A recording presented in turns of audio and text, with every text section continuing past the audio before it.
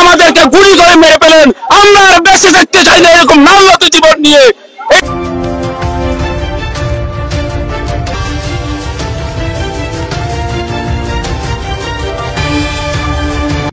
আমাদের জনতাপুর থানা, গোয়াইনঘাট থানা, কোম্পানিগঞ্জ থানা, কানাইঘাট থানা, এই 4টি থানা আপনারা জানেন 99% মানুষ শ্রমিক।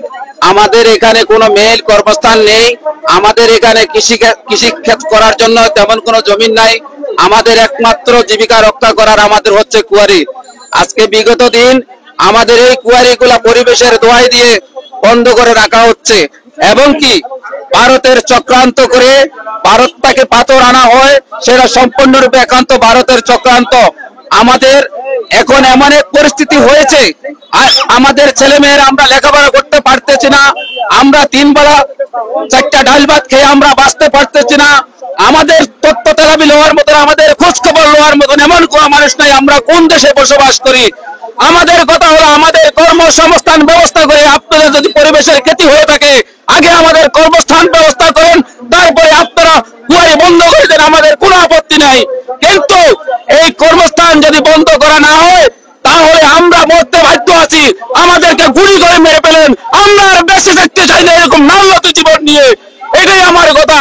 আমাদের এই লক্ষ লক্ষ মানুষের চিন্তাধারা যেন ডাক্তার মোহাম্মদ ইউনূস সাহেবের কাছে যায়, উনি যেন অতি দ্রুতভাবে এটার একটা ব্যবস্থা গ্রহণ করে, সেই আশা ব্যক্ত করে আমি আমার বক্তব্য শেষ করলাম। আসসালামু আলাইকুম ওয়া রাহমাতুল্লাহি ওয়া বারাকাতুহু।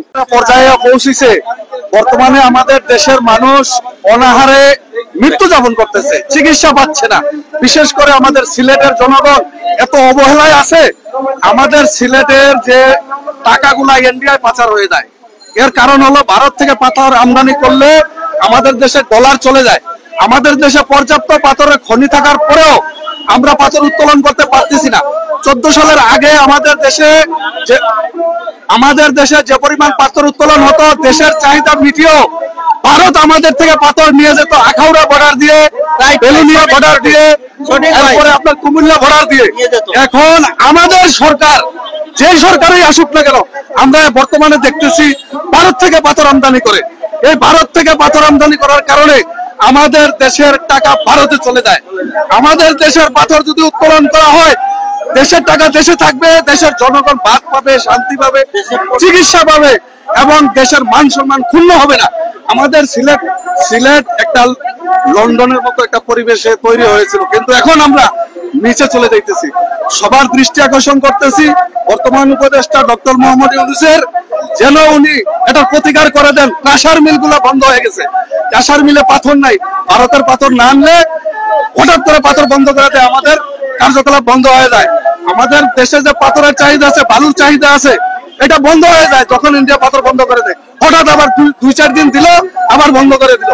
এখন আমরা চাচ্ছি আমাদের দেশের পাথর আমরা উত্তোলন করে আমাদের দেশের চাহিদা মিটিয়ে বাহিরেও আমরা রপ্তানি করবো পাথর। আমাদের এই পরিমাণ পর্যাপ্ত পাথর মজুদ আছে। ধন্যবাদ সবাই। আমরা আপনার মাধ্যমে, আপনারা ইলেকট্রনিক মিডিয়ার মাধ্যমে সরকারের কাছে একটাই অনুরোধ, আমাদেরকে সনাতন পদ্ধতিতে পাথর খুলে দেওয়া হোক। আমরা আমাদের আজকে বাচ্চাদেরকে লেখাপড়া করে দিতে পারছি না, বাচ্চারা লেখাপড়া করতে পারছে না।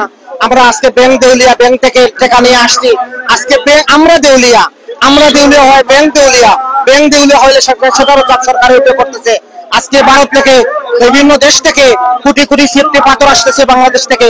বাংলাদেশে হাজার হাজার কোটি টাকা পাচার হচ্ছে। সেই টাকা পাচার না করে বাংলাদেশের সনাতন পদ্ধতিতে আমাদের সিলেটে পাথর গলি খুলে দেওয়া হোক। অন্যান্য বাংলাদেশের অন্যান্য জায়গায় পাথর গলি খোলা আছে, কিন্তু আমাদের সিলেটের পাথর গলি খোলা কেন বন্ধ?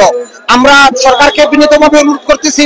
আমরা না খেয়ে বেঁচে আছি, এখানে 10 লক্ষ মানুষের সমাগম, আজকে বৃহত্তর সিলেটের মানুষ একত্রিত হয়েছে যেটার দাবি নিয়ে।